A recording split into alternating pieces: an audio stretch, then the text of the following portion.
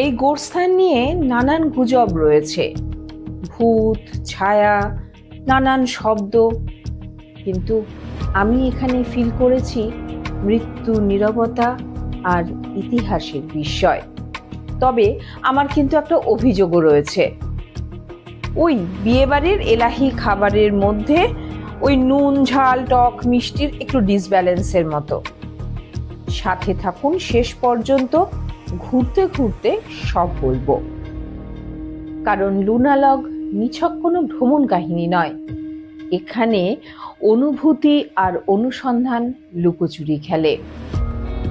তাহলে দেরি না করে চলুন শুরু করি আজকের ছোট্ট ইউরোপ ট্যুর। গোরস্থানের গভীরে। সাউথ পার্ক স্ট্রিট সিমেট্রি কলকাতার ভেতরে লুকোনো এক অন্য জগৎ। এখানে ঘুমিয়ে আছে চেনা অচেনা নানান কাহিনী।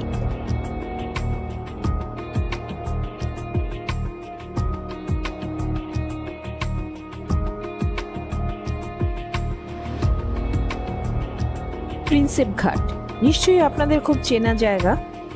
সেখানে অপূর্ব জেমস প্রিন্সেপ মনুমেন্ট, সে তো ছবি ঘর, কিন্তু আপনারা কি জানেন সেটা কিন্তু বিখ্যাত ব্রিটিশ আর্টিস্ট জেমস প্রিন্সেপের সমাধিস্থল নয়। তার শেষ ঠিকানা লুকিয়ে আছে এখানেই, এই পার্ক স্ট্রিট সিমেট্রিতে।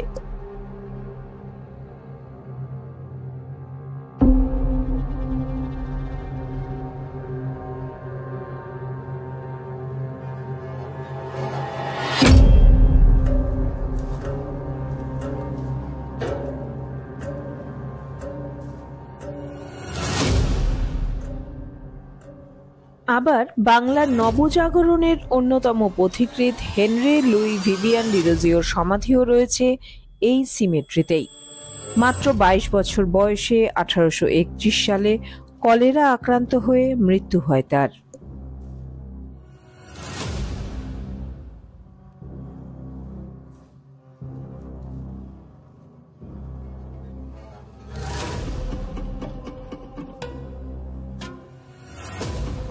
এমনি প্রায় 2000 সমাধি রয়েছে প্রায় 8 একর জায়গা জুড়ে। ইতিহাসের পাতা উল্টে জানতে পারলাম অষ্টাদশ শতকে ওয়ারেন হেস্টিংস এই এলাকায় শিকার করতে আসতেন। সেখানেই রয়েছে এই খ্রিস্টিয়ান সিমেট্রিটি।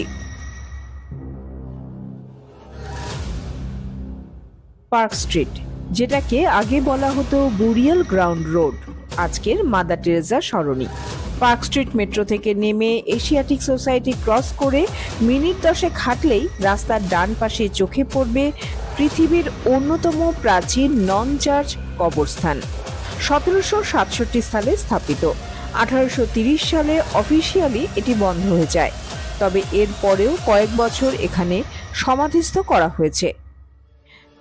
একটা ইন্টারেস্টিং বিষয় এখানে বলতে চাই, পুরো এলাকায় কোথাও ক্রস বা এমন কিছু চিহ্ন খুঁজে পাবেন না যা খ্রিস্টান ধর্মের সঙ্গে সম্পর্কিত।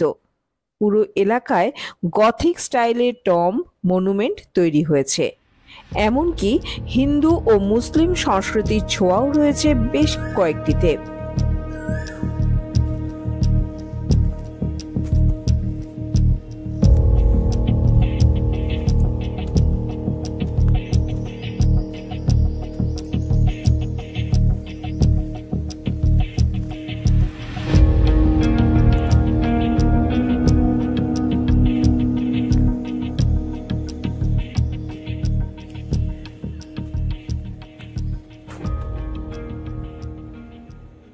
রেকর্ড অনুযায়ী 1767 সালের 25শে আগস্ট বিখ্যাত লেখক জন উডকে এখানে প্রথম সমাধিস্থ করা হয়। যদিও এত ভিড়ে সেই সমাধিটি চোখে পড়েনি। এখানে শায়িত রয়েছেন বহু ব্রিটিশ সৈন্য, প্রশাসক, চিকিৎসক আরও অনেকে। প্রতিটি এপিটোমে উল্লেখ রয়েছে তাদের নাম, জন্ম ও মৃত্যুসাল, পেশা। এখানে রয়েছে এশিয়াটিক সোসাইটির প্রতিষ্ঠাতা এলিজাবেথ বারওয়েল উইলিয়াম জোনসের সমাধি। চার্লস ডিকেন্সের দ্বিতীয় পুত্র ওয়াল্টার ল্যান্ড ডিকেন্সের সমাধিও রয়েছে এখানেই। হিন্দু মন্দিরের আদলে এই সমাধিটি দেখতে পাচ্ছেন, এটি ব্রিটিশ সেনা আধিকারিক মেজর জেনারেল চার্লস স্টুয়ার্টের। 1828 সালে তিনি মারা যান। তিনি হিন্দু স্টুয়ার্ট নামেও বেশি পরিচিত ছিলেন। এখানে ঘুরতে ঘুরতে আপনারা খুঁজে পেতেই পারেন বইয়ের পাতার অনেক নাম। দুপুরের চিরবির করা সেই রোদেও সেখানে প্রায় ঘন্টা তিনেক ঘুরে বেড়াতে কষ্ট হয়নি। তার কারণ প্রচুর গাছপালার ছায়ায় ওই এলাকায় গরমের দাপট অনেকটাই ম্লান। তবে অস্বীকার করব না, ওখানে প্রবেশ করার পর হঠাৎই মনে পড়ল কানাঘুষোর শব্দগুলো। এখানে নাকি তেনারা হাওয়ায় নিঃশ্বাস নেন। কপালে থাকলে তাহাদের দর্শন মিলিলেও মিলিতে পারে। এখানে ড্যানিসন ফ্যামিলির যে সমাধি তাকে বলা হয় ব্লিডিং টোম। শোনা যায় বর্ষাকালে সমাধির দেয়াল থেকে লালচে রং ঝরতে থাকে, যেন রক্তবর্ণ স্রোত। যাই হোক, অনেকটা সময় হেঁটে হেঁটে দেখতে দেখতে ক্লান্ত হয়ে বেশ কিছু সময়ের জন্য বসে গিয়েছিলাম সেখানেই গাছের ছায়ায়। আর তখনই চোখে পড়ল জ্যান্ত ভূতেরা সমাধিগুলোতে নিজেদের নাম অদ্ভুতভাবে খোদাই করে গেছে। নিজের মনেই হাসি পেল। এখানেও কি লাইন রাখার মতো কিছু ভাবনা তাদের মাথায় ঘুরপাক খাচ্ছিল?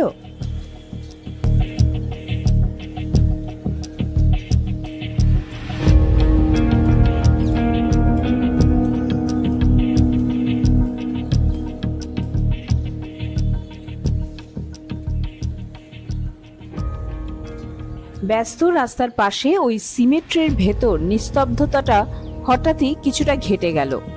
দেখলাম একটু দূরে সিকিউরিটি গার্ড দুই জ্যান্ত ভূতকে সেখান থেকে চলে যাওয়ার অনুরোধ করছেন। একেই হয়তো বলে মরেও শান্তি নেই।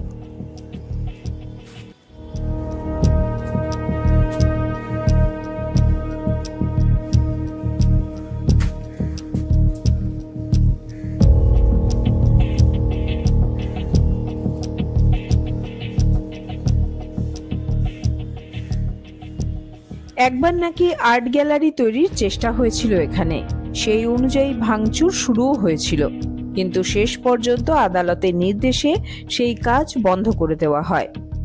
ভাগ্যিস, নয়তো ব্যস্ত শহরে ত্রস্ত জীবনে এক টুকরো শান্তির এই ঠেকটাও আর থাকতো না।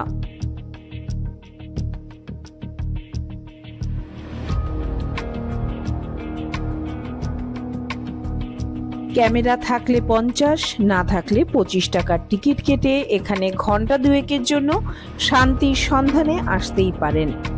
বর্তমানে আর্কিওলজিক্যাল সার্ভে অফ ইন্ডিয়া সিমেট্রির রক্ষণাবেক্ষণ করছে। কলকাতার বুকের ভেতর এক টুকরো ইউরোপ লুকিয়ে আছে এখানে। সময় থেমে রয়েছে।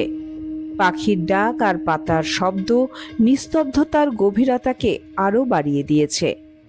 প্রতিটি সমাধি শুধুমাত্র একটি কবর নয়, বরং স্থাপত্যের এক একটি দলিল যেন।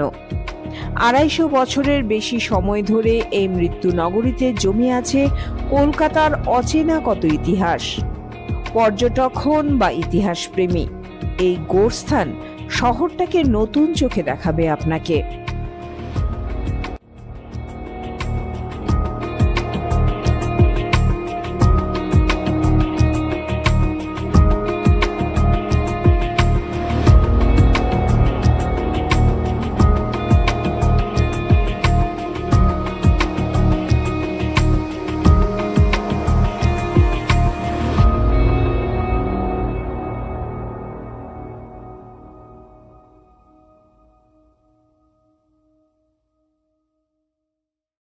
এই মুহূর্তে আমি ভারাক্রান্ত।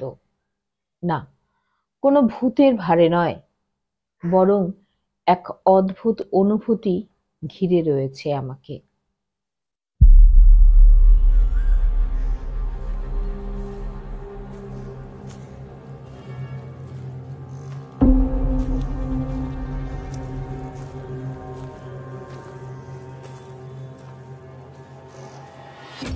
একদিন আমিও ছবি হয়ে যাব।